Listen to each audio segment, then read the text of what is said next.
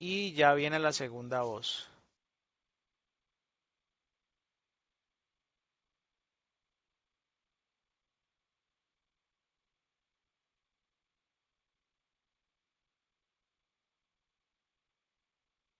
Sí, ¿no?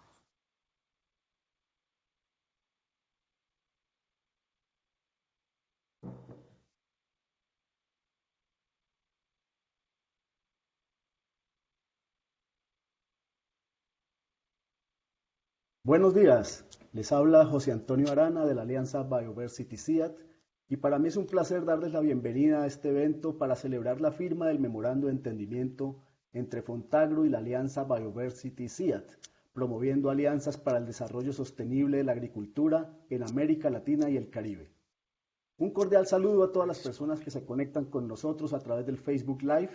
Gracias por acompañarnos. Fontagro es el Fondo Regional de Tecnología Agropecuaria, una alianza de 15 países cuyo objetivo es establecer un mecanismo sostenible para el desarrollo de tecnología e innovación en el sector agroalimentario de América Latina y el Caribe e instituir un foro para la discusión de temas prioritarios de innovación tecnológica. Por su parte, la Alianza Biodiversity International y el Centro Internacional de Agricultura Tropical CIAT brinda soluciones científicas que abordan las crisis mundiales de malnutrición, cambio climático, pérdida de la biodiversidad y degradación ambiental en una visión compartida con el One CGR. Este evento tiene como objetivo celebrar el acuerdo entre Fontagro y la Alianza Biodiversity CIAT, que se ratificó con la firma de un memorando de entendimiento para establecer una línea de acción común en beneficio de la agricultura de América Latina y el Caribe. La sesión de hoy se divide en dos partes. En la primera, hablarán representantes de las instituciones sobre la importancia de este acuerdo de cooperación y, en la segunda parte, tendremos un diálogo sobre perspectiva estratégica y desarrollo sostenible de la agricultura en América Latina, donde participan panelistas del BID, IFPRI y de la Alianza Biodiversity CIAT. Antes de iniciar con el desarrollo de la agenda, los invito a realizar un minuto de silencio en homenaje a las víctimas del COVID-19.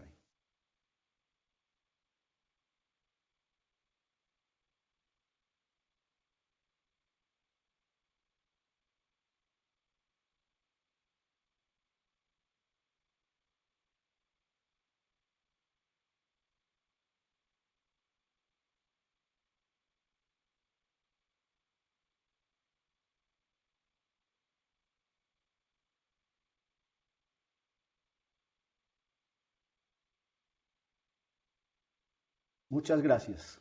Enviamos nuestras condolencias a todos aquellos que han perdido familiares, amigos y colegas en medio de la pandemia. Vamos a iniciar la jornada con las palabras del señor Pedro Bustos Valdivia, presidente de Fontagro. Buenos días, Pedro. Gracias por estar con nosotros. Muy buenos días, muchas gracias por la oportunidad de juntarnos. Eh, en primer lugar, quisiera demostrar mi alegría por esta ceremonia donde estamos celebrando esta firma simbólica, ¿no es cierto?, de este memorándum de entendimiento entre Fontagro, la Alianza Bioversity y CIAT. La verdad es que para nosotros es muy importante. Y por otra parte, también agradecer a los participantes en el diálogo de desarrollo sostenible, ¿no es cierto?, de la agricultura en América Latina y el Caribe.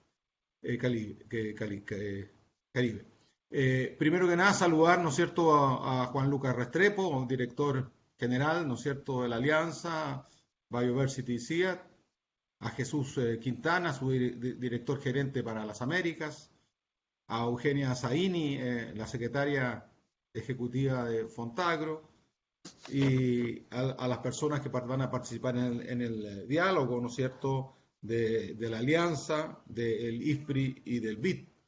Eh, Primero que nada, decir de que la cooperación internacional y también la cooperación interinstitucional son fundamentales en este minuto en el mundo por los desafíos que enfrenta. Eh, y nosotros en Chile tenemos un dicho que dice que juntos podemos más. Y estoy convencido que juntos efectivamente vamos a poder más. Con Fontagro, con el CIAT han sido alianzas estratégicos hace mucho tiempo, con muchos proyectos compartidos. Pero tenemos que enfrentar los futuros desafíos. Desafíos que yo trataría de, por lo menos en esta oportunidad, presentar en tres desafíos muy importantes. Uno, que es la pandemia y el COVID. Otro, que es el cambio climático. Y otro, que es la sostenibilidad o sustentabilidad. La verdad es que en estos tres desafíos, la investigación, el desarrollo y la innovación son importantísimos.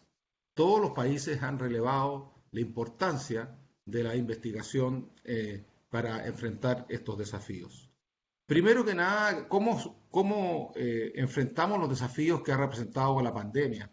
El problema de la alimentación mundial. Y cómo se ha demostrado que en muchos países tenemos gente que ha pasado hambre con esta pandemia. Cuando uno no la sufre, como que la siente menos. Pero la verdad es que este desafío de alimentar el mundo está ahí. Después tenemos, ¿no es cierto?, el tema del cambio climático. ¿Cómo nos va a afectar todo lo que está pasando con la sequía? En nuestro país, por ejemplo, hoy día estamos en el año número 12 de sequía consecutiva. Por lo tanto, realmente esto representa un desafío muy importante de cómo vamos a enfrentar este cambio climático de aquí adelante. Y después la sostenibilidad. ¿Cómo vamos a poder producir con el aumento de la población mundial? ¿Cómo vamos a producir más con menos? Menos suelo, con menos agroquímicos, con más amistad hacia el suelo. ¿Cómo le dejamos a nuestras futuras generaciones al menos un mundo igual a como lo hemos recibido? Los desafíos son muchos y no me cabe la menor duda que esta cooperación que estamos firmando hoy realmente va a significar un gran aporte para nuestros países. La verdad es que no somos un país, somos continente. Entonces la verdad que los desafíos son más grandes aún.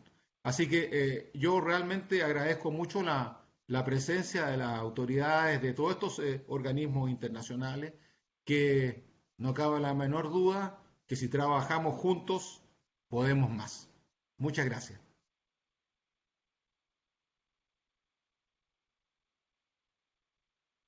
Gracias, Pedro. Continuamos ahora con Juan Lucas Restrepo, director general de la Alianza Biodiversity International CIAT y director global de alianzas del One CGR. Bienvenido, Juan Lucas. Bueno, muchas gracias, José Antonio. No saben lo contento que estoy aquí porque trabajo en Europa. Los saludo hoy desde París, de poder conectarme con este evento, como decimos los colombianos, del otro lado del charco. Hoy es un día súper importante para nuestra alianza, como para Fontagro, como bien lo escuchamos de parte de Pedro. Un saludo para él, para Eugenia, para Jesús, para todos los colegas que nos acompañan y van a participar en esta reunión, pero también para ojalá, muchas personas interesados en este trabajo que nos están acompañando en este momento por las redes sociales. Escuchando a Pedro y con la intención de no repetirnos, yo le daría como unos elementos adicionales para complementar esta alianza y por qué en este momento es tan importante lo que estamos haciendo. Lo primero es que Biodiversity CIAT son, de hecho, una nueva unidad del CGIAR. Llevamos un poco más de 2 años integrando nuestras capacidades a nivel global y, por supuesto, integrándolas en la región de manera muy exitosa, con el objetivo de lograr conectarnos con los sistemas nacionales, con sistemas regionales como el Fontagro, de una manera mucho más eficiente, con menores costos de transacción y trayendo, digamos, lo que estos dos centros de manera individual, pero ahora con sinergias y valor adicional, le pueden entregar en su relación con los diferentes sistemas de innovación hemisféricos y locales. Ahora, esto que ha sucedido entre dos centros está sucediendo a una escala muchísimo mayor, y estamos hablando, y espero que ustedes hayan escuchado hablar de un CGIAR, que no solo incluye a los 2 centros que conforman la alianza, sino que estamos hablando de 12 centros internacionales de investigación que incluyen, por supuesto, a nuestros amigos y colegas de la región, el CIMMYT, el CIP y el IFPRI, centros que están bastante bien conectados a la región, pero que también incorporan otros que tienen una enorme oportunidad para apoyar de una manera mucho más fuerte, como puede ser el IMI, el Instituto Mundial en Investigación en Agua, en Recursos Hídricos, que es algo tan importante para la región y en donde realmente es un centro internacional que su foco geográfico no ha sido las Américas y que por la vía de esta alianza, siendo parte de una mayor alianza como el CGIAR, podemos empezar a traer más recursos, más conocimientos, más vías de desarrollo y de soluciones para la región. Entonces, el primer mensaje es esto, el momento es muy oportuno y la alianza no solo trae toda su capacidad y compromiso con Fontagro y con sus países miembros, que en este momento entiendo son 15 países, pero obviamente con todas las externalidades hacia el resto de países de la región, sino que por esta vía y por el conducto de este acuerdo vamos a empezar a incorporar cada vez más capacidades a nombre de un sistema más integrado, más completo y más complejo que es el CGIAR.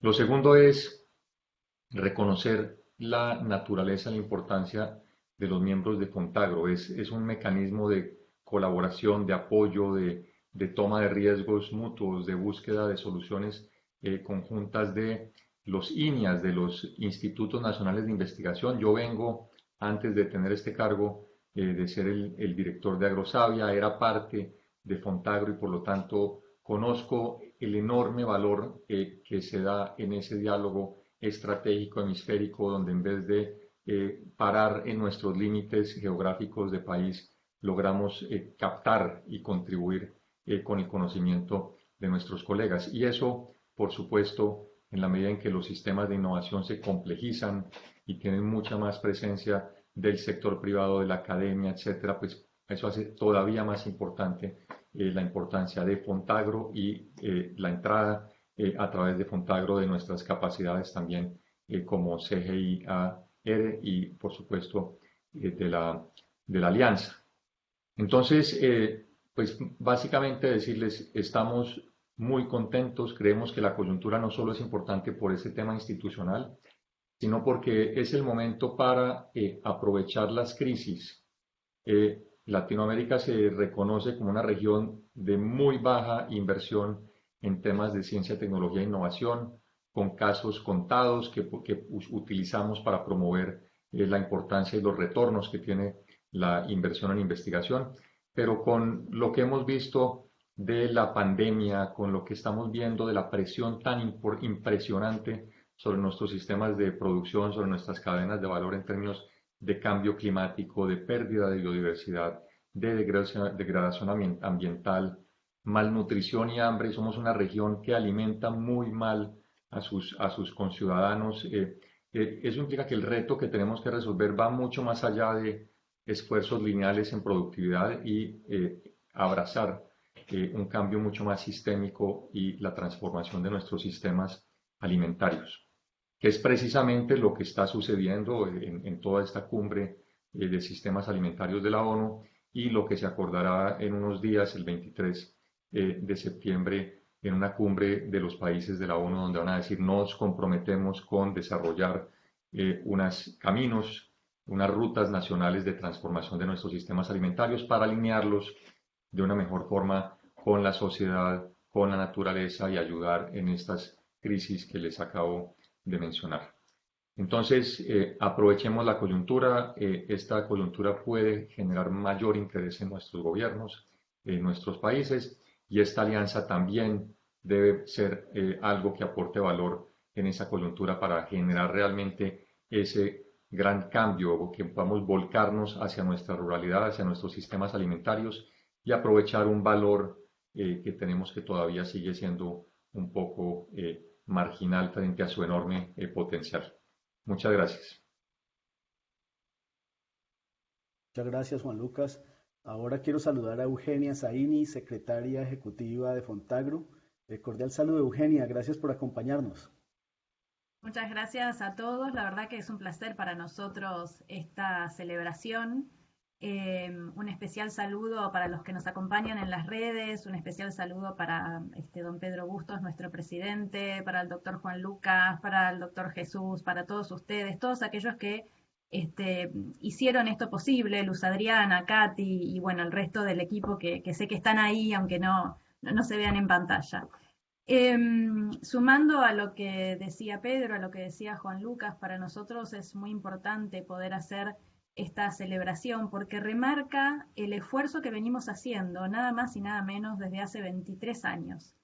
Les cuento que tanto el CIAT como Bioversity, ahora la alianza Bioversity-CIAT, están trabajando con Fontagro desde el 1998, desde el inicio. Fíjense ustedes que juntos hemos hecho 48 proyectos. Hemos trabajado por un monto de aproximadamente 32 millones de dólares, de los cuales Fontagro aportó 8 millones y hemos apalancado hasta 4 dólares por cada dólar que hemos invertido. Y estos números son importantes por esto que mencionaba Juan Lucas recién. En nuestra región las inversiones en investigación y desarrollo, que tiene que ser un área de mayor inversión, los fondos vienen disminuyendo constantemente, diría desde la década del 70. Entonces, estas alianzas hoy más que nunca son importantes para reforzar las sinergias que se pueden hacer, no solamente en los aspectos de inversión, sino en todos estos aspectos de fortalecimiento de capacidades que se necesitan hacer entre las instituciones. Y por otro lado, porque el nuevo escenario, y especialmente después del COVID, nos ha demostrado que hay que trabajar en red, que hay que generar sinergias entre las instituciones, las públicas, las privadas, los institutos nacionales de investigación, las universidades, los centros internacionales.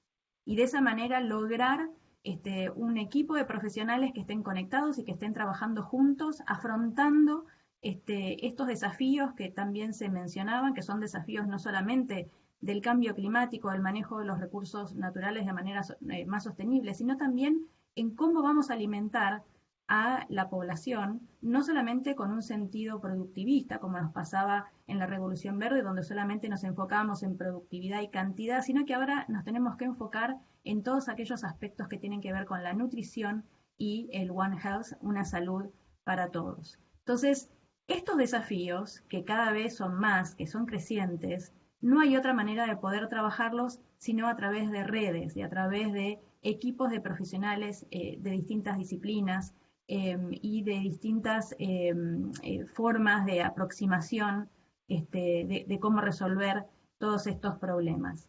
En el trabajo que hemos hecho durante estos 23 años, hemos encontrado nuevas variedades, tanto en maíz como en arroz. O sea, el mejoramiento genético ha sido un punto muy importante del trabajo conjunto.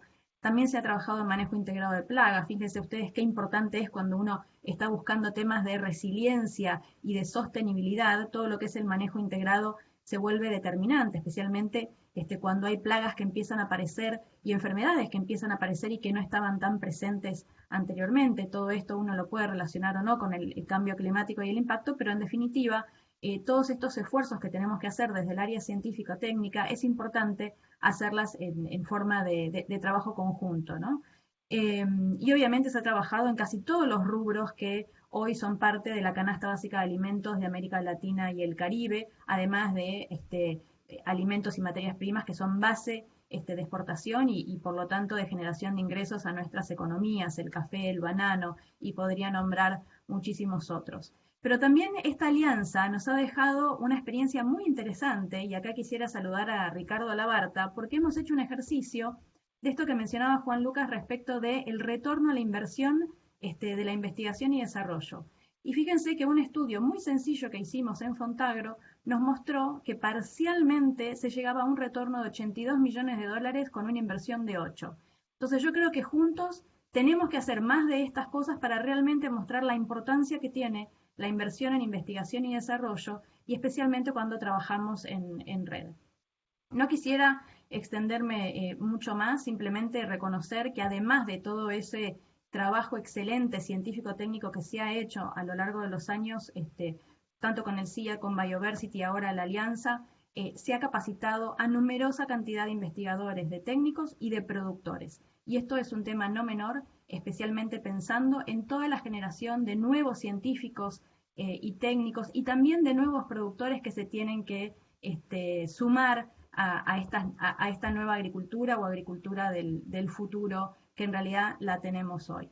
Sin más, creo que esta alianza nos va a ayudar mucho a cumplir con todos estos desafíos que tenemos tanto en los objetivos de desarrollo sostenible como cualquier otra crisis que pueda surgir dentro de la región, y en definitiva que algo que es muy importante y que creo que lo compartimos todos por seguros, que es tratar de mejorar la calidad de vida de la gente en todo sentido, ¿no? O sea, no solamente en el área rural, sino también en el área urbana. Así que muchas gracias a todos, estamos muy contentos de celebrar esta alianza, estamos muy interesados en ver nuestros próximos pasos, y esperemos que todos los equipos de científicos que han trabajado en los últimos años refuercen ahora también su compromiso de seguir haciéndolo de cara a estos nuevos desafíos que tenemos. Muchas gracias. Gracias, Eugenia. Continuamos ahora con Jesús Quintana, director gerente para las Américas de la Alianza Biodiversity CIAT. Hola Jesús, un gusto saludarlo. Hola José Antonio, qué gusto también estar aquí, y no, para mí es un gran honor compartir pues estos momentos con un panel de lujo, nada menos que con Pedro Bustos, con Eugenia Sain y por supuesto con nuestro director general que se conecta desde París. También un saludo pues a los panelistas que vienen después, a Valeria, a Carlos, a Juliana y Steven, que no va a poder estar pero que ha dejado un mensaje. Por supuesto a la audiencia y, como bien decía Eugenia, a todos esos colegas que han estado detrás de las escenas preparando este evento durante muchos días. Bueno, esto es una celebración, yo quiero dejarlo, tenemos los discursos, pero esto es una fiesta, porque estamos formalizando algo que, como decía Eugenia, tiene mucha historia, pero que nos hacía falta volcar en papel. Y además vamos a hacer algo muy importante, que es no solamente hablar de una institución que tiene más de medio siglo aportando innovación, liderazgo, resultados a la región, que es el CIAT, ahora parte de la Alianza, sino también un coordinador y motivador como es Fontagro, que tiene ese medio siglo, que unen sus fuerzas y demuestran. Yo insistiría aquí, no solo para América Latina, nuevamente para el mundo, cómo este tipo de alianzas, este tipo de plataformas tan necesarios en estos momentos se pueden articular en otros lugares como África, Asia, etcétera, etcétera. Entonces, yo creo que esta celebración más un ejemplo concreto de a dónde lleva sus resultados, como va a ser el panel a seguir del Foresight, demuestra esa validez y sobre todo que no solamente construimos alianzas, juntamos fuerzas, como decía Pedro Bustos al principio, sino que además conseguimos cosas concretas. Y esto es muy importante en estos momentos, más que nunca, por la sensación de apremio y de urgencia que tenemos. El tiempo se nos acaba. Yo no quiero ser catastrofista, pero ustedes lo saben igual que yo. El último aldabonazo fue el que presentó el grupo de trabajo número 1 del IPCC hace menos de un mes. El tiempo se acaba. La demostración de que los efectos en el cambio climático es humano, que estamos a punto del umbral irreversible, que afecta a todas las regiones, a todas las esferas de comunicación y de una manera desigual además a los más desfavorecidos, es bien clara. Y para solucionar eso no hay sino buscar soluciones basadas, por supuesto, con más recursos, con más entidades, pero basadas en innovación, en nuevas tecnologías, en la ciencia en el fondo. Y yo diría, nos hacen falta 5 elementos para poder avanzar según mi punto de vista. Uno que son 4 I's y después una A. La primera es la I de investigación. Sin ciencia no vamos a avanzar. Las recetas que teníamos hasta ahora ya no sirven. Por lo tanto, necesitamos profundizar en el conocimiento. Segundo, necesitamos innovar. Lo que había antes ya no vale. Otras recetas nuevas, con creatividad, nuevas fórmulas son necesarias. La tercera I, información. ¿Cómo vamos a pedirle a los gobiernos que hagan políticas públicas mucho más viables y mucho más acercadas a la realidad y a las soluciones si no tienen información, si no tienen datos? Pero además, por un tema de accountability, necesitamos demostrar los resultados. Y finalmente, la cuarta I, que no es la menor, inversión. Sin inversión en recursos financiera, etcétera, no vamos a avanzar. Y luego está la A, a la que mis antecesores, Juan Lucas, Pedro, Eugenia se refirieron. La A de alianzas, de asociaciones. Si no juntamos fuerzas, no vamos a avanzar. Por lo tanto, esta celebración es muy oportuna. el tiempo se acaba, pero además es un momento también de actuar y justamente esta celebración coincide con el preludio de esa conferencia mundial tan importante, corta quizás, pero que va a ser seminal para marcar sendas para el futuro, que es la cumbre de sistemas alimentarios. Ahí vamos a hablar de cosas de las que tanto Fontagro como la Alianza sabemos. Agricultura más eficiente, una nutrición más adecuada. Como decía Juan Lucas, es una región América Latina que alimenta mal y yo añadiría que alimenta además caro, produce hambre o produce obesidad. Neutralidad de carbono, no estamos haciendo lo suficiente. Desarrollo rural favorable a la naturaleza, necesitamos más. Y por supuesto, sistemas más resilientes. Eugenia ya habló 48 proyectos, es una barbaridad, 32 millones. Yo creo que es una buena muestra, pero sobre todo ese rendimiento, como decía Eugenia, de que esos 8 millones ha traído a 4 veces más en recursos de otras instituciones.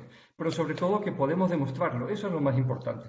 Demostrar resultados en redes de intercambio, en ganadería, en metodología de plataformas, en genotipos de yucas, de plátanos, en el SICA, Sistema Intensivo de Cultivo de Arroz, secuestro de carbono, biofortificación, semillas limpias, medición de impacto, foresight. No quiero cansarles, pero sí tenemos resultados. Este memo, lo que hacemos, colegas, es fortalecer y formalizar esa alianza buscando más. Y lo presentamos como ejemplo en el UNFSS de dentro de apenas 2 semanas, como ejemplo de alianzas que valen, que funcionan, que suman y a la que invitamos a otros a sumarse. ¿Qué busca el MOU? Este memorando, impulsar los sistemas agroalimentarios más resilientes, más sostenibles, más nutritivos, más saludables, más inclusivos, no nos olvidemos. Promover nuevas tecnologías y fomentar desarrollo de capacidades. Yo creo que juntos hemos demostrado en este medio siglo que podemos hacerlo y que otros se pueden sumar y ese rendimiento, esas inversiones son rentables. Finalmente decirles que sin aportar nuevas soluciones, sin abrirnos a la sociedad y sin una visión transformadora no vamos a poder superar el reto. Muchas gracias. Muchas gracias a todos. A continuación continuamos con nuestra agenda y para esto les presentaremos un breve video donde Steven Prager, investigador de la Alianza del Equipo de Sistemas Alimentarios Resilientes al Clima, presenta el diálogo sobre prospectiva estratégica en el desarrollo sostenible de la agricultura en América Latina y el Caribe. Así que gracias por continuar con nosotros. Va el video.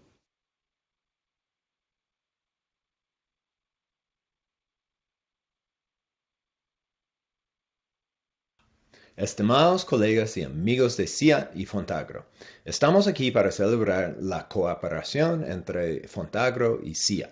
Por su naturaleza, este acuerdo reúne el pasado, el presente y el futuro. Fontagro es un mecanismo de cooperación para promover la ciencia, el desarrollo y la innovación en el sistema alimentario para América Latina y el Caribe. Estos enfoques se promueven sobre una base de evidencia de lo que ha funcionado bien en el pasado. Al mismo tiempo, también sabemos que los retos a los que nos enfrentaremos en el futuro son potencialmente muy diferentes de los retos actuales. Con este espíritu, nos gustaría compartir con ustedes una serie de ideas que representan hitos importantes en la agenda global de investigación agrícola. Compartimos estas ideas a través de las lentes que ofrecen el pasado, el presente y el futuro. Para ello, hemos reunido a 3 distinguidos panelistas que hablarán sobre estos temas. En primer lugar, Valeria Piñero, de IFPRI, va a abordar el conjunto de evidencias que apoyan una clara comprensión de los incentivos que han promovido con éxito la adopción de prácticas agrícolas sostenibles. Después de Valeria, Carlos González, de la Alianza de Biodiversity CIAT, dará un salto en el tiempo y va a compartir cómo los enfoques de previsión y foresight estratégico pueden ser utilizados para entender mejor no solo las condiciones futuras, sino también cómo las inversiones actuales pueden influir en los resultados futuros. A continuación, Juliana Almeida, del Banco Interamericano de Desarrollo, reflexionará sobre el presente y sobre cómo hemos puesto en práctica los análisis de prospectiva como parte de la respuesta del BID ante de los impactos de cambio climático en toda la región.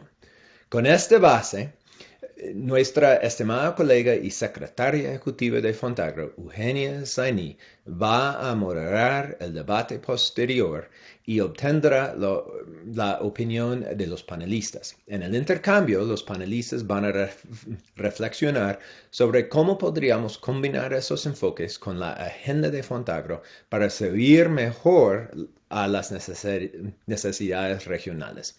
A través de este diálogo, esperamos aumentar la conciencia y la comprensión de los enfoques disponibles que pueden ser utilizados para ayudar a fomentar el desarrollo resistente al clima en toda de América Latina y el Caribe.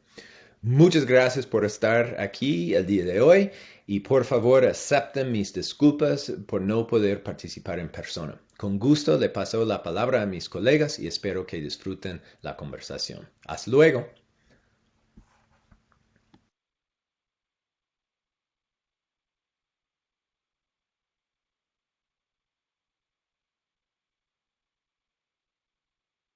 Bueno, muchas gracias Steven por sus palabras de apertura al conversatorio. Me permito invitar ahora a Eugenia Zaini, quien moderará esta sesión, como lo mencionó Steven. Hola Eugenia, gracias de nuevo. Hola José, bueno, muchas gracias. Vamos a iniciar esta segunda parte de la celebración, que para nosotros es muy importante presentar este trabajo que se inició hace unos cuantos años atrás, digamos 2 o 3 años atrás. Recuerdo haber tenido en el 2019 junto con Juliana y Carlos una presentación. El estudio que se llama Vulnerabilidad al Cambio Climático e Impactos Económicos en el Sector Agrícola de América Latina y el Caribe. Nada más y nada menos que un trabajo de prospectiva muy importante que se ha hecho en conjunto entre la Alianza y el BID. Y que obviamente genera un montón de información que de alguna manera nos tendría que servir para poder tomar mejores decisiones y especialmente poder diseñar políticas, más aún cuando hablamos de inversión en investigación y desarrollo. Quiero dar la bienvenida a la doctora Valeria Piñeiro para que nos cuente su perspectiva sobre este tema y cómo han afrontado los distintos sistemas de incentivos para el sector agropecuario. Valeria, bienvenida. Muchísimas gracias, Eugenia, y muchísimas gracias por la invitación. Además de, obviamente, felicitarlos por semejante evento y, en realidad, un buen acontecimiento de poder unir dos o tener una alianza tan importante entre las dos instituciones. Yo lo que hoy les quería presentar más bien es un proyecto de uno de los cuales me ha interesado más en toda mi carrera profesional, que ha sido el CERES 2030. Esta iniciativa empezó ya hace varios años y de hecho ya hemos terminado los resultados y se han usado bastante estos números en este último año, sobre todo con esto del Food Summit que viene ahora adelante. Pero bueno, de lo que se trata es, este CERES 2030 involucró más de 80 investigadores de todas las regiones del mundo, diferentes instituciones y especialidades. Así que va con esto de la sociedad y cómo entre un grupo podemos lograr más, como ya lo dijeron hoy más temprano. El objetivo del proyecto estuvo alrededor de cómo eliminar el hambre con un horizonte al 2030. O sea, cómo lograr el objetivo de desarrollo sustentable número 2, que en realidad solo cubrimos 3, que era el 2.1, el punto 3 y el punto 4. Y para esto el proyecto se dividió en dos secciones, de las cuales se focalizaron en contestar dos preguntas.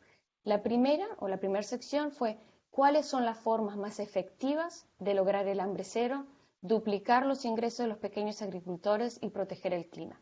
Usando 8 síntesis de evidencia.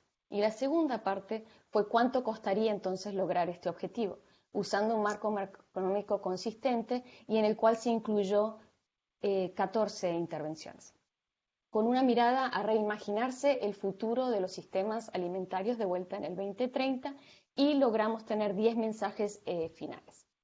Entonces, la primera parte, que fueron las 8 síntesis de evidencia, se pueden agrupar en tres grupos, ¿no? Primero son los de en el campo, que son las intervenciones dirigidas directamente a los agricultores. Un ejemplo de esto podría ser un proyecto de irrigación o de investigación y desarrollo.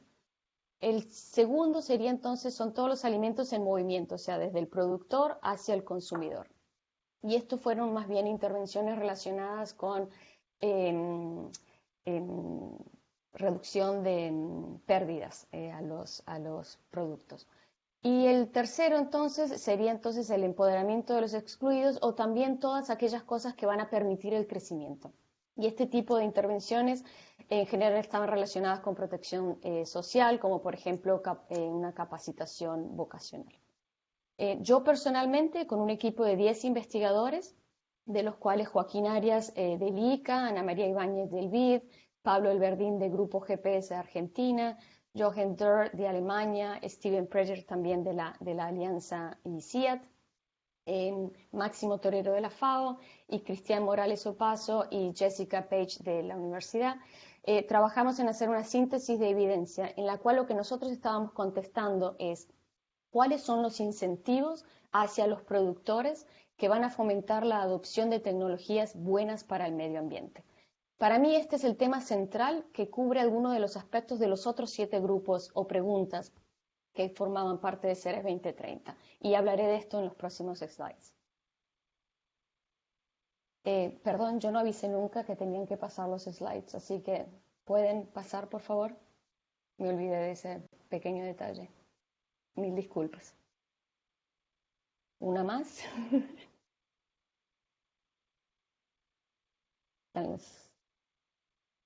Los 3 grupos de evidencias, ¿cómo los dividimos? ¿Una más?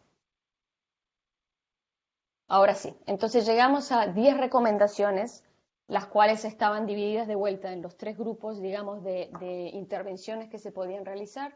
La primera es la importancia que tienen los servicios de extensión e investigación y cómo hay que prestar atención además al grupo de las mujeres, por ejemplo, o de los pequeños productores. La segunda es asegurarse que las prácticas sustentables son económicamente viables. La tercera es apoyar la adopción de cultivos resistentes al clima, sequías y otras. Cuarta, aumentar la investigación en regiones con escasez de agua. Quinta, mejorar la calidad y cantidad de la alimentación del ganado. Sexta, habilitar la participación de las organizaciones de agricultores. Séptima, ofrecer formación profesional en múltiples especialidades o habilidades. La octava es ampliar los programas de protección social. Novena, ampliar el almacenamiento a lo largo de la cadena de valor y sobre todo para más cultivos. Y la décima sería entonces apoyar a las pequeñas y medianas empresas también a través de las cadenas de valor. Siguiente slide. Ahora, ¿cómo pasamos entonces de este conocimiento global a la evidencia para la acción? Siguiente slide. Entonces, la evidencia estaba basada en una metodología de síntesis de evidencia con fuentes en literatura científica y gris, y como ven en este diagrama, cubrimos más de 100.000 artículos, de los cuales obviamente con esta metodología se fueron disminuyendo en la cantidad de artículos. Siguiente slide. Ahora, 2 puntos importantes que surgieron del análisis de la totalidad de los artículos es que solo alrededor del 2% de ellos tiene como objetivo la combinación de productor agrícola e intervención. Y el segundo es que notamos la brecha que hay en la literatura sobre cuestiones de género y más que nada sobre cuánto cuestan estas intervenciones. Siguiente slide. Ahora me quiero concentrar en el trabajo que hicimos nosotros, que creo que es el que más aplica a lo que están discutiendo en este seminario en particular. Entonces, ¿cuál fue la motivación que tuvimos en contestar esta pregunta? Fue la necesidad de aportar evidencia necesaria sobre los incentivos que promueven a los agricultores a adoptar prácticas agrícolas sostenibles, que mejoren la productividad de las explotaciones, pero que al mismo tiempo garanticen la sostenibilidad ambiental y siguen siendo rentables para los productores. ¿Qué es lo que teníamos en mente? Hoy en día, cuando los legisladores diseñan políticas, deben considerar la rentabilidad para los agricultores y el aumento de la productividad. Pero además hay que asegurarse que la manera en que lo producimos es sustentable. Las políticas no solo tienen que ser sostenibles, sino eficientes. Y lo que quiero decir con esto es sostenibilidad, pero pensaba desde un punto de vista económico, social y de medio ambiente. La segunda cosa fue, las políticas deben considerar o tener en cuenta la idea de hacer el bien y no hacer daño. Por ejemplo, cuando pensamos en posibles externalidades, como crear un incentivo para utilizar más fertilizante de lo necesario. El tercero es que para los países en desarrollo tienen grandes déficits fiscales, no tienen recursos para hacer absolutamente todo, con lo que hay que estar seguro que uno tiene el diseño de intervenciones que son las más eficientes y efectivas. ¿Qué es lo que aprendimos de este estudio? Es que los incentivos, que los dividimos en incentivos de mercado, regulatorios y condicionales, tienen unas contras. Los cons serían que los incentivos proporcionados a los agricultores pueden terminar incumpliendo el objetivo porque pueden ser demasiado complicados, pueden depender de mecanismos de ejecución que no cuenten con fondos suficientes o son muy difíciles de seguir. Y pueden implicar también un incentivo económico a corto plazo, pero que no se mantenga en el largo plazo. ¿Cuáles fueron los pros o las cosas buenas? Es que existen políticas efectivas que logran las metas de producción sustentable y rentable al mismo tiempo. Por ejemplo, en los Andes ecuatorianos encontraron que cuando se ofrecían tecnologías de conservación, junto con medidas que mejoraban la rentabilidad a corto plazo de los agricultores, como nuevos cultivos, barreras biológicas y técnicas agrícolas mejoradas, la adopción de estas prácticas de conservación aumentaba significativamente. En otros casos, la asistencia técnica es clave para la adopción de las tecnologías. ¿Y qué es lo que deberíamos hacer o qué es lo que deberíamos considerar? Es la evaluación de la eficacia de estos incentivos. Debe tener en cuenta las compensaciones o los trade-offs entre los resultados económicos y ambientales. Y estos resultados también deben tener en cuenta los trade-offs de vuelta entre los diferentes tipos de incentivos que mencioné, como los incentivos de regulatorios o condicionales. Se pueden complementar entre ellos para lograr todavía un mayor impacto.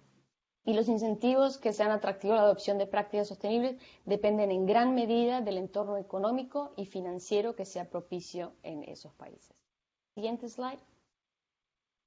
Y después la segunda parte del proyecto consistió en estimar el costo de la implementación de las intervenciones, las que ya analizamos antes. ¿Y qué es lo que funcionó o no funcionó? De vuelta, para el objetivo de eliminar el hambre en el 2030. Siguiente slide. Se llegó a la conclusión que se requerirán 14.000 millones de dólares provenientes de los donantes y otros 19.000 millones de recursos domésticos. De vuelta, esto a nivel global, ¿no? Siguiente slide. Ahora, ¿cómo llegamos a estos números? Con la información que surgieron de los 8 estudios de síntesis de evidencia sobre el costo de las intervenciones y usando el modelo realizado por el IFPRI, que es un modelo de equilibrio general, y teniendo en cuenta que el objetivo era definitivamente eliminar el hambre en el 20. Siguiente slide. Entonces, con todo esto se llegó a un portfolio de intervenciones para maximizar el uso de los recursos que estaban disponibles. De vuelta, esos miles de millones de dólares que hablábamos. Y de vuelta se logró entonces las intervenciones en el campo como infraestructura, irrigación, investigación y desarrollo nacional y parte también del CGIAR y la mejora de insumos como en el caso de los fertilizantes. En el grupo de intervenciones de Encamino fue básicamente infraestructura rural lo que incluimos y en promover el crecimiento era capacitación, protección social, etc. Siguiente slide. Y para concluir, quería terminar nada más que como un llamado, digamos, como de acción. Y este diagrama lo que muestra es, las barritas muestran la situación actual, que sería la barra sólida, y la del escenario con las intervenciones implementadas. Y lo que pueden ver es la diferencia entre el hacer o el no hacer nada. Y lo que podemos ver es que 14 miles de millones de dólares más por año cubrirían para sacar 490 millones de personas de una situación de hambre, 160 millones de un estado de pobreza extrema y ayudarían a reducir las emisiones de carbono a nivel mundial. Muchísimas gracias. Valeria, muchas gracias por la presentación. Realmente es un estudio muy completo. Esto de haber relevado los 100.000 documentos realmente es destacable, ¿no? Y cómo poder identificar dónde existen esas brechas entre lo que se ha hecho y lo que todavía nos falta hacer. Creo que es un trabajo muy importante para todos los decisores de política y espero que realmente puedan seguir el trabajo y complementarlo, digamos, con las necesidades locales, ¿no? Yo voy a hacer la pregunta al final, de manera de poder avanzar y darle espacio a Carlos y a Juliana. Carlos, bienvenido. Bueno, muchas gracias, buenos días, gracias a todos por participar. Podemos poner la presentación. Bueno, mientras organizamos la presentación, me voy a concentrar especialmente en lo difícil que es hacer políticas públicas sin información. Y en ese sentido, nuestro trabajo, muy conectado con el tema de foresight, tiene que ver con la capacidad que tienen la ciencia para ofrecer información útil para la toma de decisiones. Y ahí casa perfectamente foresight o la perspectiva estratégica. Este es un trabajo que desarrollamos junto con el Banco Interamericano de Desarrollo y que hemos compartido y hemos buscado apoyo de Fontagro para la difusión de los resultados desde hace un tiempo, antes de la pandemia hasta ahora. Siguiente diapositiva. Realmente debemos comenzar por preguntarnos por qué la perspectiva, es decir, por qué es importante y por qué deberíamos concentrarnos y darle valor a la perspectiva estratégica en estas temáticas ambientales, agrícolas y climáticas. Y digamos que la clave para nosotros es el concepto de anticipar.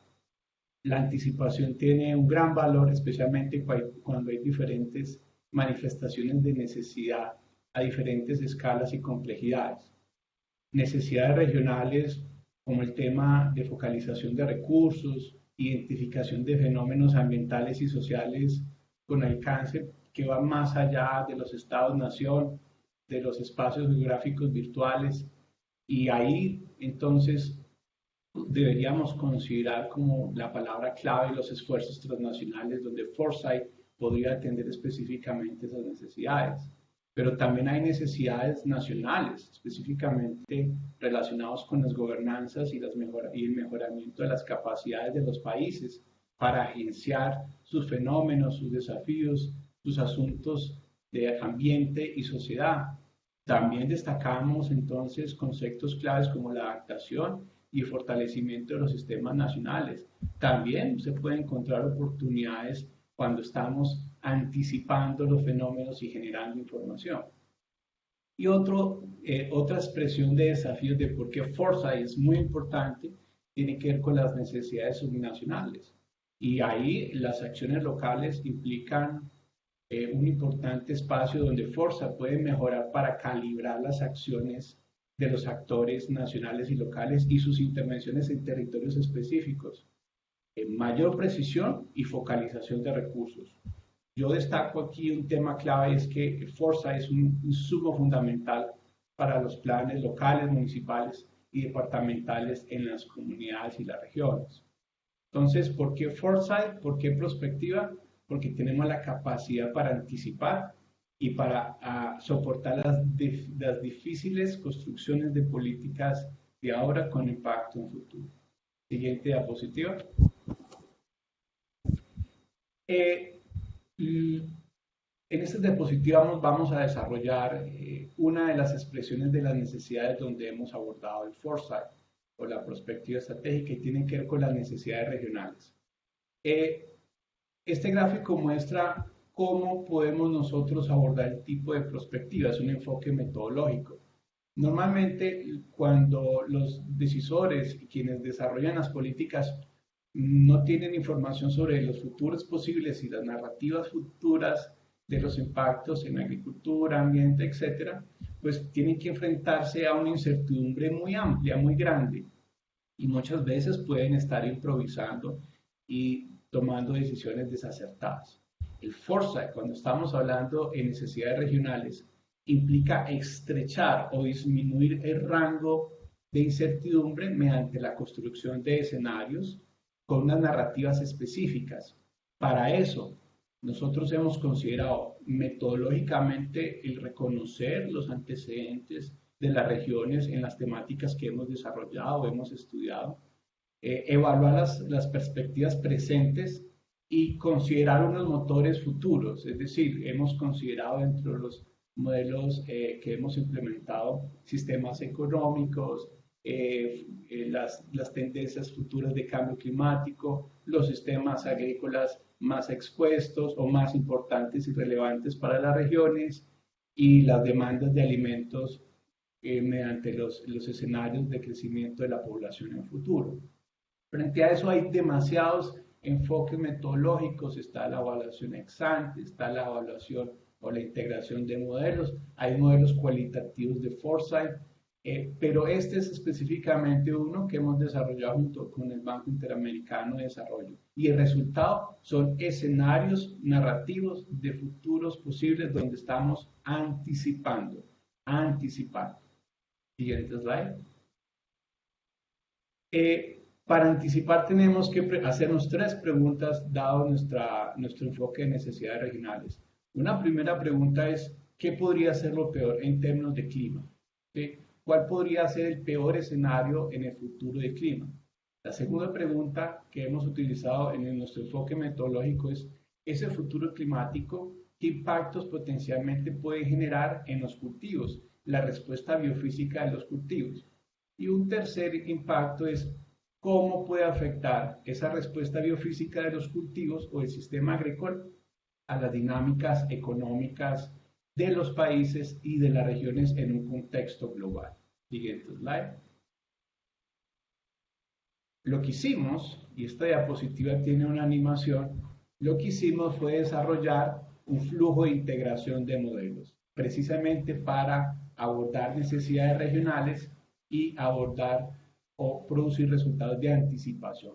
Lo primero fue evaluar las tendencias o modelar el clima o las tendencias a futuro. Eso implica conocer, manejar o integrar las trayectorias de radiación,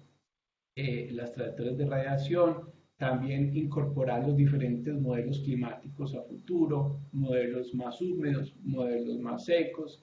De esa forma poder evaluar y determinar en el futuro cuál podría ser el incremento en precipitación o temperaturas. Lo siguiente es crear una modelación de cultivos. Esto es bastante interesante porque hay 2 formas de conocer los impactos biofísicos del cambio climático en los cultivos. Una es mediante experimentación en campo con invernaderos y creando unas condiciones climáticas adecuadas. La segunda es mediante la modelación de cultivos utilizando las herramientas de ciencias computacionales. La primera es muy robusta, pero es muy costosa y se demora mucho en términos de la captura de datos y la parametrización. En la modelación de cultivos que nosotros implementamos, básicamente construimos cultivos virtuales. Pasamos de la hoja al tallo a parámetros o números paramétricos que nos determinan el funcionamiento. En cortas palabras, tiene que ver con la recreación virtual de una planta en computador. Y así nosotros podríamos modificar entonces los insumos de clima actuales, incorporando climas de futuro y esperando cuáles iban a ser potencialmente los impactos en rendimientos. Dentro de los resultados intermedios está ese shock biofísico en términos de rendimiento. Los economistas agrícolas consideran que el rendimiento es la madre de las externalidades en los sistemas agrícolas. Y ese resultado del shock de los rendimientos como respuesta biofísica fue compartida con expertos, fitomejoradores, meteorólogos, investigadores de CIA y otros centros de investigación para recibir entonces feedback. Con eso pudimos calibrar nuestros modelos y derivar un rendimiento endógeno que es el que nos permite estimar e incorporar las tendencias de crecimiento de rendimientos como respuesta del cambio climático. Eso lo logramos incorporar a un sistema económico, creo que hace falta otro clipcito. Lo incorporamos en un sistema económico ya donde hay niveles de producción, áreas cosechadas, comercio internacional, utilizando un modelo de computable parcial creado por el IFRI, calibrado por el CIA. Siguiente diapositiva. Este enfoque metodológico que busca la anticipación para escenarios regionales de impacto nos permitió evaluar el maíz, el arroz, el trigo, la soya y el frijol, utilizando modelos mecanísticos, modelación de cultivos y también obteniendo rendimiento como uno de los insumos más importantes. Adicionalmente, también estimamos los impactos en idoneidad y actitud de los cultivos para América Latina en otros sistemas agrícolas que son un poco más difíciles de modelar. Siguiente slide. Los niveles de resultados se dan en 4, dado este proceso metodológico que es muy demandante en términos computacionales y científicos. Alcanzamos a procesar casi 1.000 millones de datos en un periodo de 2 años con la incorporación de más de 30 científicos en América Latina y en el resto del mundo. Uno de los principales resultados es conocer las tendencias en precipitación, temperatura y radiación. Otro segundo nivel de impacto que vamos a presentar más adelante tiene que ver con la actitud de los cultivos frente a ese shock climático. El tercero es los impactos en rendimientos y el cuarto, los impactos económicos en un contexto global. Otra vez, comercio internacional, producción y seguridad alimentaria. Siguiente slide. Finalmente, más que un llamado en acción, desde el punto de vista metodológico de por qué deberíamos abordar Foresight, también se presentan unos desafíos. Número 1, el desescalamiento de los resultados a diferentes niveles geográficos es un gran desafío. Desescalar y personalizar los resultados de acuerdo a subregiones es un asunto que no es tan sencillo. El otro tiene que ver con mejorar los resultados, especialmente algunos insumos en la resolución. Otro desafío que nos enfrentamos es el acceso a datos de variables de cultivos, como fechas de siembra, tipos de cultivos que se están sembrando en América Latina y el Caribe. Digamos que ahí sería un gran avance si nosotros pudiésemos tener esos datos y poder actualizar el estudio. Las agendas ambientales y agrícolas y los involucrados en las regiones analizadas. Los resultados son muy buenos y muestran tendencias, pero se necesita que los datos sean incorporados en las agendas de las instituciones en toda la región.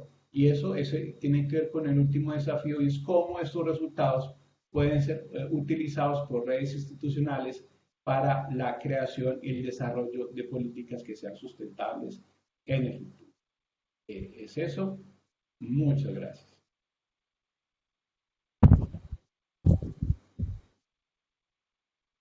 Muchas gracias, Carlos. La verdad que realmente un trabajo muy intenso esto de 1.000 millones de datos y de trabajar con 30 expertos a lo largo de América Latina. Realmente es un desafío, pero en buena hora que pueden trabajar en estos escenarios y en poder anticipar de alguna manera los impactos más importantes en las cadenas de valor, que son más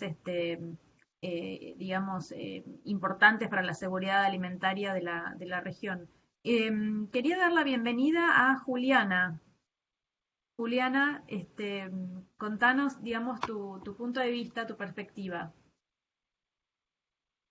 Muchas gracias, Eugenia. Básicamente, mi presentación se va a centrar en mostrar los resultados prácticos de esta metodología que les explicó Carlos, ¿no? El Foresight, y utilizando esos modelajes presentados. Adelante, por favor.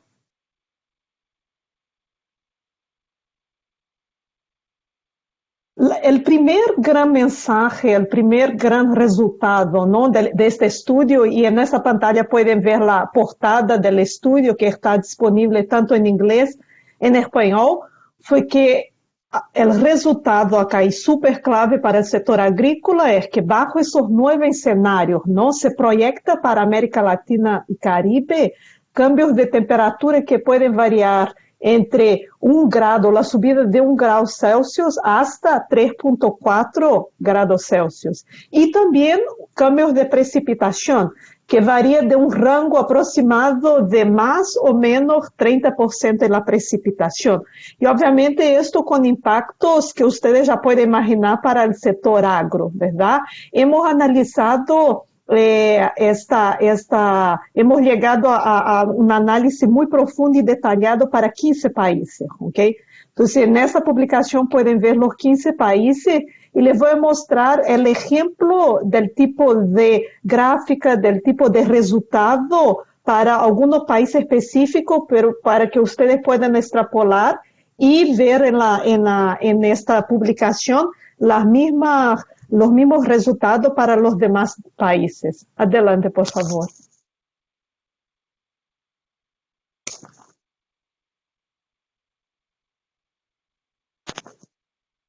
El próximo slide, por favor.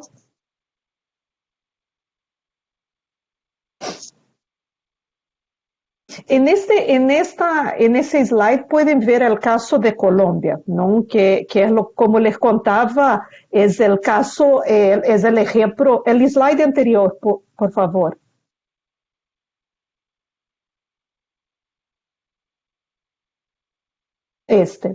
Acá pueden ver lo que se proyecta en términos de variación de temperatura y precipitación de hoy hasta el 2050, ¿no? Entonces pueden ver incluso a nivel de meses, ¿no? En esta gráfica del mapa de Colombia pueden verificar dónde está en la parte superior, en azul, los cambios en términos de mayores precipitación y en rojo una disminución esperada en la precipitación en estas regiones.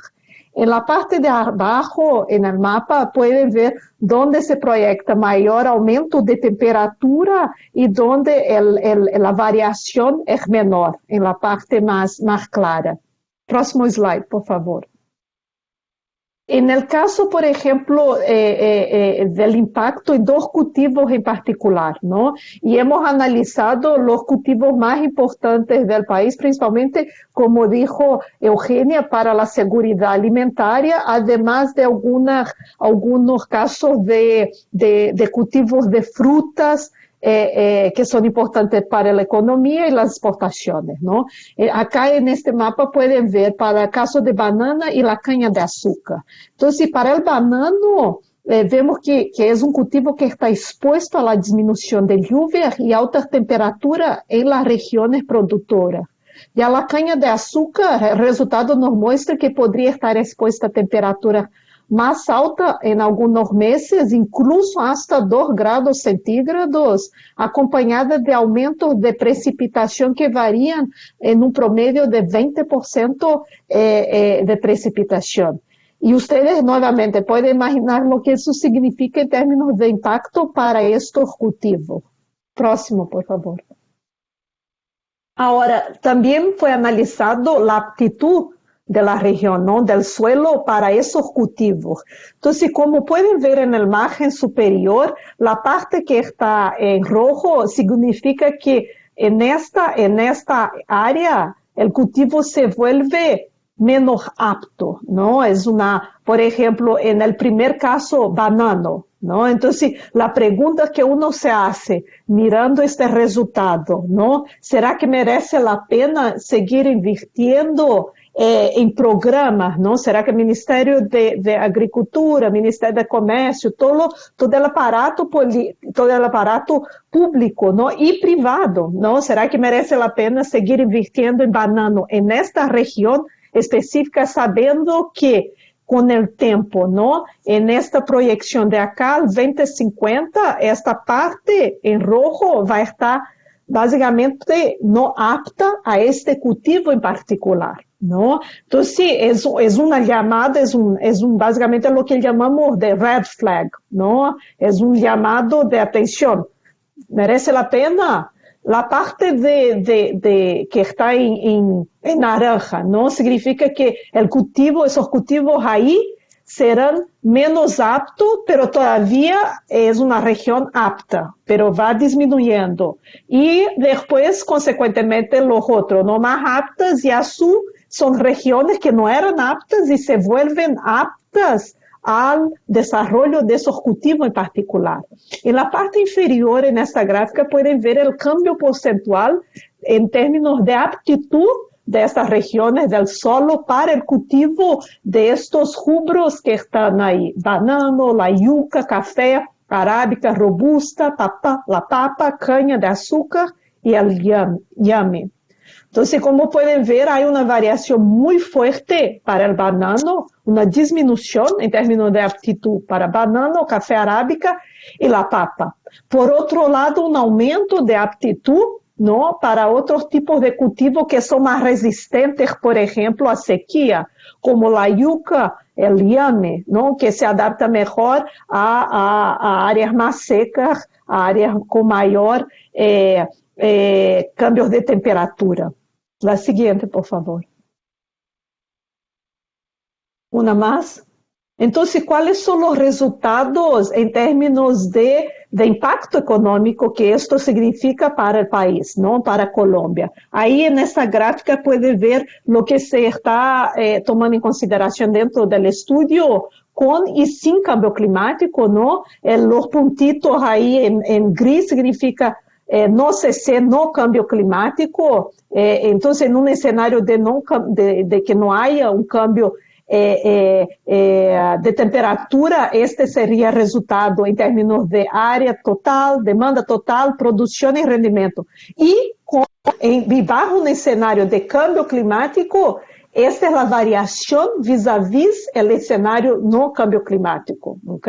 Entonces, ¿cuáles son las conclusiones claves acá y que son súper importantes para los tomadores de decisiones, hacedores de políticas públicas, los INES, ¿no? Los institutos de investigación? En términos de clima, ¿no? Se proyecta un aumento de precipitación en la mayor parte del país, en la mayor parte de Colombia, ¿no? Entre diciembre y mayo, y por otro lado, una reducción de junio a noviembre.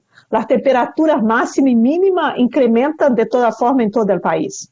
En términos de la aptitud del suelo para ciertos cultivos, hay un potencial de pérdida de aptitud para el uso del suelo en cultivos como banano, café arábica y papa, ¿no? En términos de rendimiento de estos cultivos, los resultados muestran una disminución sustancial en rendimiento para maíz, ya sea bajo riego o de secano, ¿no? Que varía ahí entre 33% a 12% respectivamente. Entonces, como pueden ver, es una variación, una baja importante en términos de rendimiento para esos cultivos. Y en términos económicos, ¿qué significa esto? ¿No? Se proyecta un aumento en la producción de trigo, disminución de maíz, y disminución de maíz registrando una pronunciada caída bajo un escenario de cambio climático, ¿no? Entonces, esto tiene consecuencias importantes, no solo como en términos de producción, de abastecimiento del mercado nacional, como también en términos de impacto en el comercio, en las exportaciones del país, ¿no? La siguiente. Entonces, ¿cuáles son las recomendaciones claves? Y son 5 las principales recomendaciones del estudio, ¿no? Y antes de entrar en las recomendaciones, al final, las preguntas claves que uno se pregunta, ¿no? Como, ya sea como sector privado, productor, ya sea como un instituto de investigación, un gobierno que está implementando políticas, regulaciones, programas. ¿Será que esta región seguirá siendo apta para ese tipo de cultivo? De manera que merece la pena que el Ministerio de Agricultura siga invirtiendo en programas, ¿no? Invirtiendo recursos, capacitación, etcétera, en esta región. ¿Será que merece la pena como productor seguir invirtiendo? ¿O deberíamos ya tomar una medida de partir para otros tipos de regiones, otras regiones del país, o incluso otros tipos de cultivos que son más resistentes, más resilientes a este cambio de temperatura que estamos viendo en el mundo, ¿no? Entonces, la región, tipo de cultivo y, finalmente, ¿cuáles son las medidas que necesitamos tomar para transformar esos cultivos en cultivos resilientes para que puedan sobrevivir? Es un tema básicamente fundamental de sobrevivencia, ¿correcto? Entonces, primera recomendación, la inclusión de consideraciones de cambio climático para informar mejor y priorizar política, investigación e inversiones a nivel nacional es clave, ¿no? Yo creo que no hay más espacio para hacer investigaciones que no consideren esas variables climáticas que estamos vivenciando, dado lo drástico que eso impacta el sector agro, ¿no? Promoción y apoyo a la investigación, desarrollo, adaptación y adopción de variedades mejoradas o menos susceptibles, vulnerables a esos impactos climáticos. Y eso significa, obviamente, una inversión transformadora, masiva en términos de innovación, de tecnología, para tornar esos cultivos resilientes, ¿no? A ciertas plagas, enfermedades, como ustedes saben, también el cambio climático aumenta la propagación de plagas vegetales y enfermedades animales, incluso hacia regiones donde no se había detectado antes estos tipos de plagas, ¿no? El agua es fundamental. Sin agua no hay vida de ninguna especie, ¿verdad? Sin agua no hay agricultura. La agricultura consume en América Latina aproximadamente el 70% del agua dulce disponible. Entonces, usar de forma sostenible, de forma prudente, un recurso que cada vez es más escaso, es fundamental. É fundamental. 4, recuperação de terras degradadas e intensificação de los cultivos para diminuir a deforestação. Lamentavelmente, em um promedio amplo, estamos vendo um aumento de la deforestação em ecossistemas extremamente frágeis e a existência deste ecossistema, mejor dicho, la sobrevivencia de la agricultura está completamente atada a la sobrevivencia de esos ecosistemas, ya sea lacustres como los manglares, ya sea las florestas, las junglas, el cerrado, todos esos distintos ecosistemas son clave, porque ellos fornecen lo que llamamos de los servicios ecosistémicos, como el agua, ¿no? Evitan la degradación del suelo, son responsables por la fijación de los nutrientes en el suelo, son responsables por la absorción, son sumideros de carbono. Entonces, todo esto es fundamental para la sobrevivencia del agro. Y si el agro sigue expandiendo, ¿no? La frontera agrícola sigue expandiendo de una forma poco sostenible, ¿no? Poniendo en entredicho la sobrevivencia de esos ecosistemas, estamos básicamente destruyendo el agro también, ¿no? La implementación, y con eso termino, segundo mensaje clave, la implementación de tecnologías y prácticas que contribuyen simultáneamente a aumentar la productividad y reducir la vulnerabilidad y o emisiones es fundamental, ¿no? El sector agro es el segundo mayor emisor de gases de efecto invernadero en la región detrás de energía y transporte. Entonces, eso básicamente es el trío que más emite emisiones que finalmente son lo que genera el calentamiento, el cambio climático, el calentamiento global, ¿no? Tenemos energía, transporte y agricultura junto con lo que llamamos de afolo o cambio de uso de suelo. Y cambio de uso de suelo significa básicamente la destrucción del hábitat del ecosistema originario y la transformación del mismo en otro hábitat o la transformación de este suelo en suelo para la agricultura, la ganadería. Entonces, esos son los 3 grandes sectores emisores. Entonces, es súper importante que esos sectores también incorporen tecnología e innovación para reducir su pegada de carbono. De lo contrario, es inevitable y muy difícil controlar el calentamiento global. Y quería cerrar con mi presentación con un llamado. Y acá tomando las palabras de Jesús, que creo que lo sintetizó muy bien, el estudio, el último informe lanzado por el IPCC, ¿no? que es este informe internacional, el más importante en relación a qué podemos esperar de cambio climático, ¿no? ¿Qué significa? ¿Qué impactos tiene? ¿Y qué medidas tomar? ¿No? Y el cambio climático en realidad lo debemos cambiar el nombre porque ya no es cambio climático. Debemos llamarlo de desastre climático, ¿no? Entonces, o sea, traer esa perspectiva, utilizando evidencia empírica, utilizando datos, estudios, eso es vital para una toma de decisión certera. Y va a sobrevivir el país que esté mejor preparado, los cultivos, los productores que estén mejor preparados y los INEAs, los institutos de investigación que ya están incorporando esos aspectos en sus planes de trabajo y en productos de conocimiento que entregan a la región.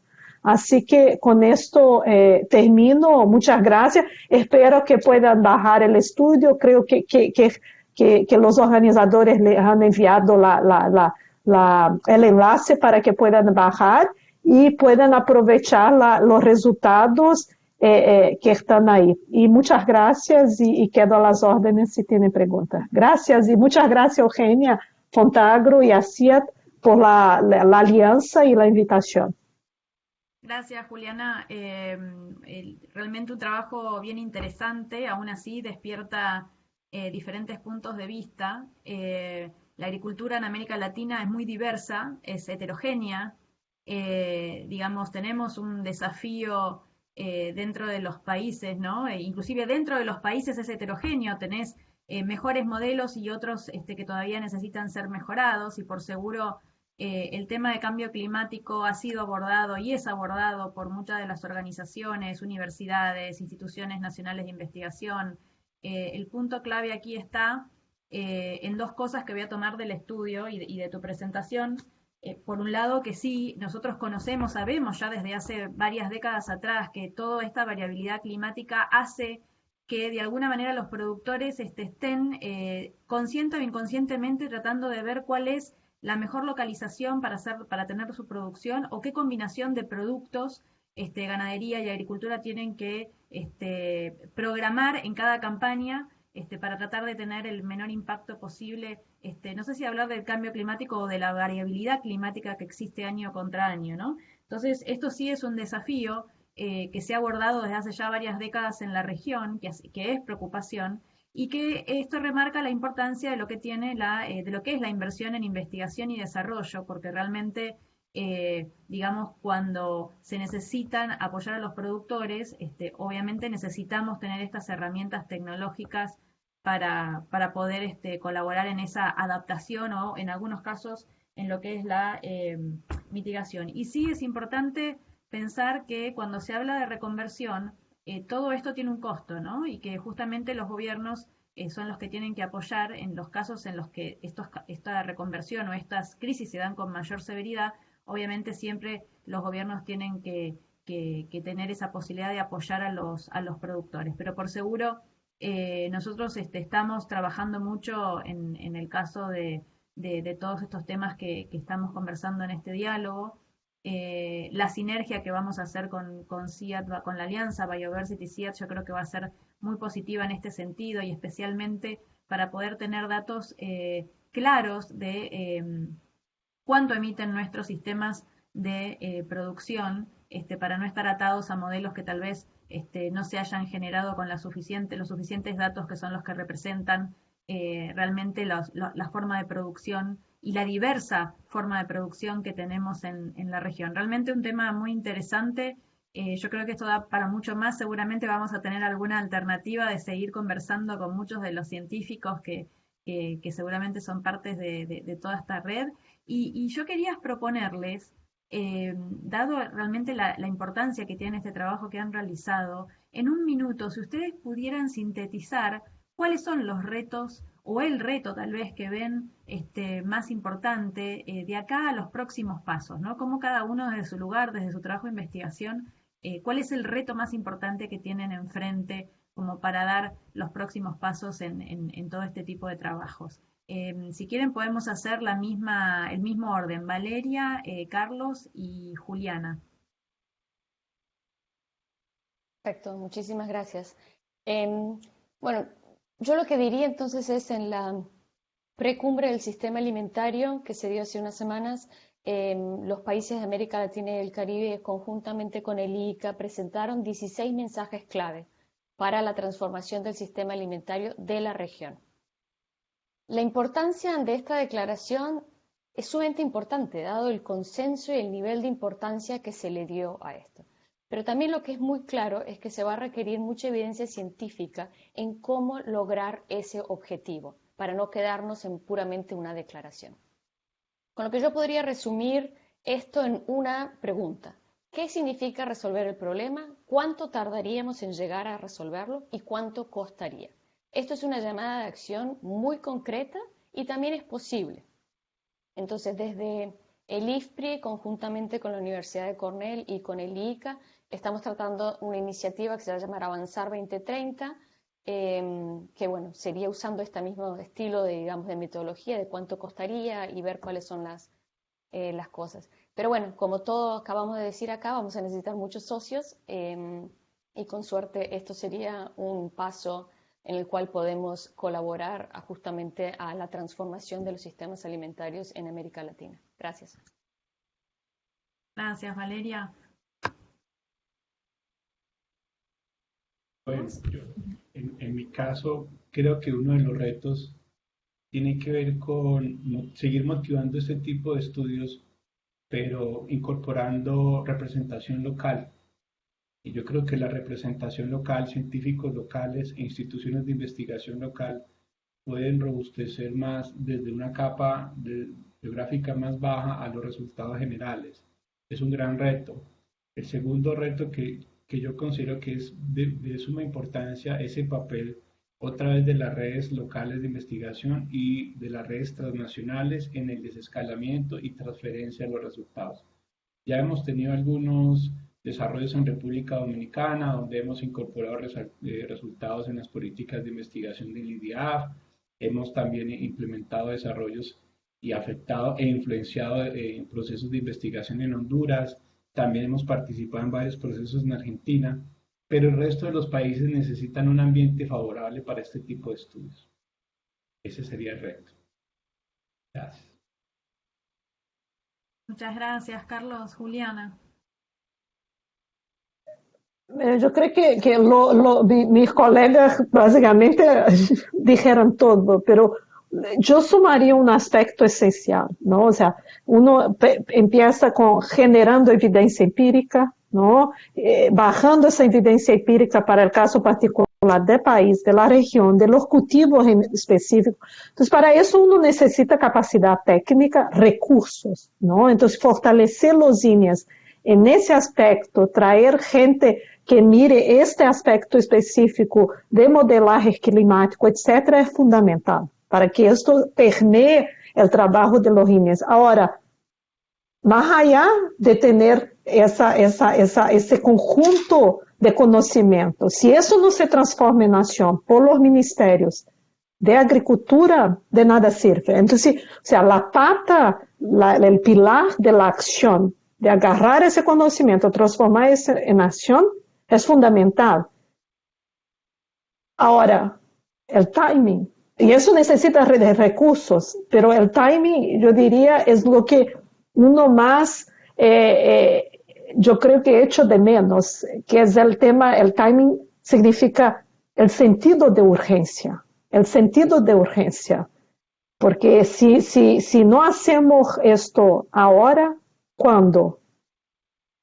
O sea, entonces es evidencia empírica, la acción, incorporar eso en las políticas, en los programas de los ministerios de Agricultura y actuar, o sea, transformar esto en medidas concretas, pero now, ahora, porque después va a ser muy tarde. Muchas gracias. Gracias. Seguramente esto es un buen punto de partida para futura colaboración. Así que bueno, muchas gracias a todos por participar de este evento, de esta celebración en el primer panel. Un saludo especial a don Pedro Bustos, a Juan Lucas, a Jesús, y también un agradecimiento especial a todos ustedes por haber compartido este trabajo que vienen haciendo tan importante para la región. Seguramente desde Fontagro los vamos a invitar a poder presentar esto en una nueva oportunidad. Y también quiero dar un saludo y un agradecimiento especial a José, también a Katy, a Luz Adriana y a todo el equipo que estuvo trabajando en la coordinación de este evento. Muchas gracias a todos, que tengan un muy feliz día y hasta siempre. Muchas gracias, chao, chao. Muchas gracias a todos. Gracias. Chao, Chao. chao. Fantástico, felicitaciones. Chao, chao. Gracias a todos. Gracias. Gracias. Gracias a todos.